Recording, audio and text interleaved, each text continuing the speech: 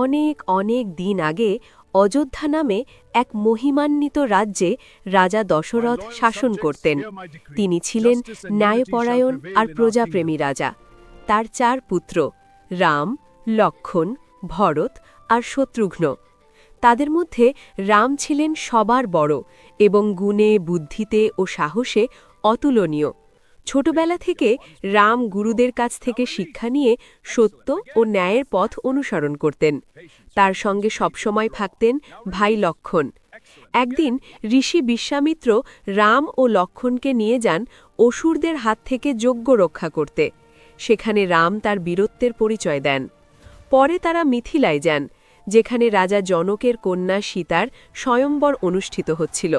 রাম বিশাল শিবধনুক ভেঙে সীতার হাত জয় করেন।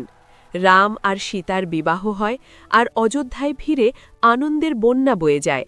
সময় এলো রামকে রাজা করার, কিন্তু রাজপ্রাসাদের ষড়যন্ত্র সব বদলে দিল।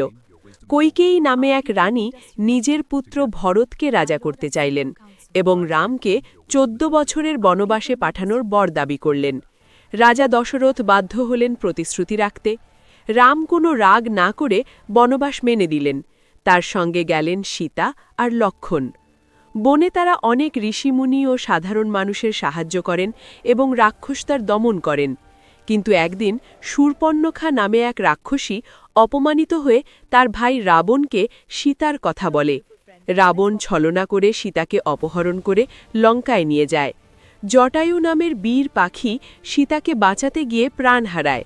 সীতাকে হারিয়ে রাম ও লক্ষ্মণ গভীর শোকে ভেঙে পড়েন, কিন্তু হাল ছাড়েন না। তারা বানররাজ সুগ্রীব ও বীর হনুমানের সঙ্গে বন্ধুত্ব করেন। হনুমান সাগর পেরিয়ে লঙ্কায় পৌঁছে সীতার খোঁজ পান, রামের আংটি দেন এবং লঙ্কায় আগুন লাগিয়ে শক্তির পরিচয় দেন।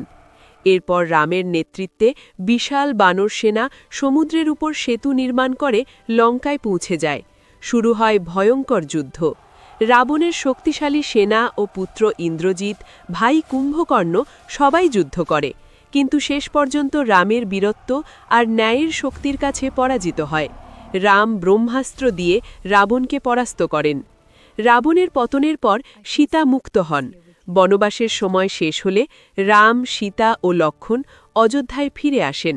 তাদের আগমনে সারা অযোধ্যা দীপ জ্বালিয়ে উৎসব করে, যা পরে দীপাবলি নামে পরিচিত হয়। রাম রাজা হন এবং তার শাসনে অযোধ্যার ন্যায়, শান্তি ও সমৃদ্ধিতে ভরে ওঠে, যা রামরাজ্য নামে বিখ্যাত।